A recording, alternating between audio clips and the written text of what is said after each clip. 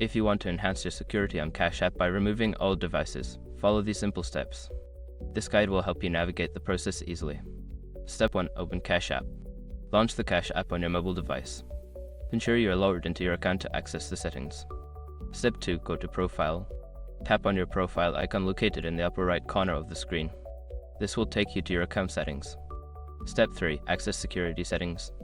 Scroll down and select the Privacy and Security option. Here, you will find various security settings related to your account. Step 4. Manage Devices. Look for the section labeled Devices or Authorized Devices. This will display a list of devices currently linked to your Cash App account. Step 5. Remove old devices. Select the old devices you wish to remove and follow the prompts to unlink them from your account. Confirm the action if prompted to ensure the devices are successfully removed. By following these steps, you can keep your Cash App account secure by managing the devices that have access. Regularly checking your security settings is a good practice for maintaining your account safety.